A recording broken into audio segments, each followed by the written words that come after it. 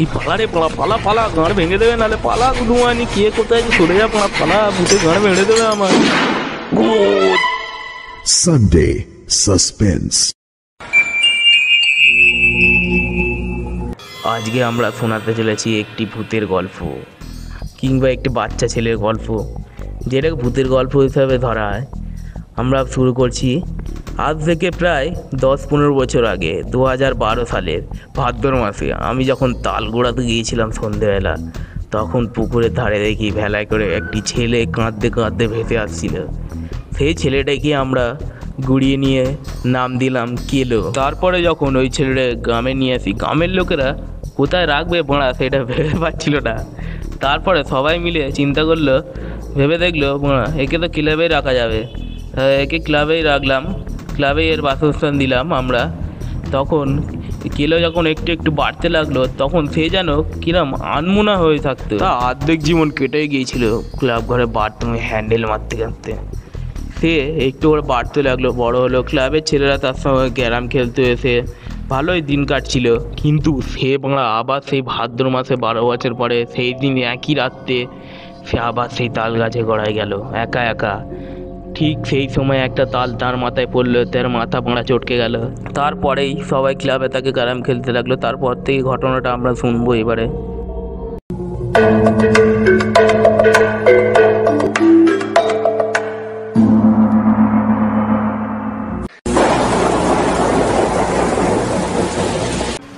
বৃষ্টির রাতে সেই ছমছম জল পড়ছিল, কিন্তু কি ভৌতিক কাণ্ড, তবুও পড়া আকাশে চাঁদ দেখা যাচ্ছে লেওড়া।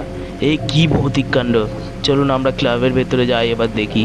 আমতার ঢালমাথায় এখনও বৃষ্টি হচ্ছে। 3তলা বাড়ির ওপরে ঠিক চলছে এয়ারটেল, আর 2তলায় চলছে চ্যাপচ্যাপ আওয়াজ। 1তলায় দেখা যাক কি হচ্ছে, আমরা লক্ষ্য করতে যাচ্ছি। আমি ঠিক লক্ষ্য করলাম ঠিক 9:30 নাগাদ বাজে, তখন কেলো দরজাটা খুললো। সে বাড়ি যাওয়ার জন্য দেখলো রাস্তার ধারে দুটো কুকুর বোন মারামারি করে। সে দেখে হপকা দরজাটা বন্ধ করে দেয়, সে আর ঘরে গেল না, সে ক্লাবের ভিতরে ঢুকে পড়লো। তো আমরা এই গল্পটা শুনতে চলেছি এবার। চলো ক্লাবের ভিতরে যাওয়া যাক, দেখি কি হয়। বাইরে এখন বৃষ্টি হচ্ছে আর দুটো কুকুর রাস্তায় পকাং পকাং করতেছে পড়া। তাহলে বাইরে পকাম পকাম না দেখে চলো একটা ভূতের গল্প শোনা যাক মারা, নাহলে মানে মজা আসছে না লেওড়া। নির্ঝুম রাতে এই বর্ষার দিনে একটা ভূতের গল্পই শোনা যাক। শোনাই যাক তাহলে ভূতের গল্প। ভূতের গল্পটা কিন্তু কে শোনাবে, এটা কে লেওড়া ভূতের গল্পটা?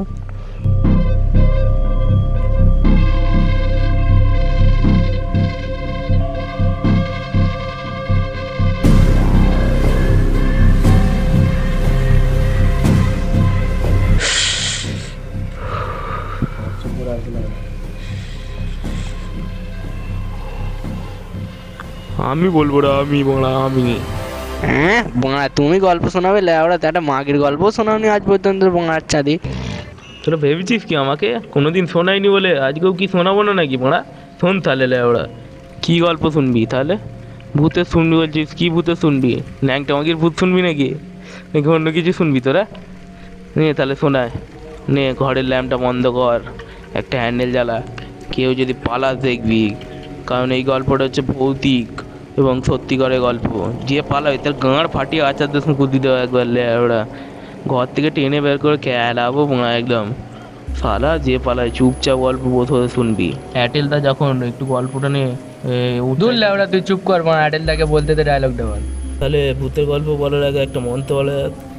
ভূতে ছন্দনে বাড়া সে যে ভাবতে পারি না, দুটি জানের মাঝে ভূতের বাসা থাকে, সে যে গন্ধনে বাড়া ভাবতেও পারি না।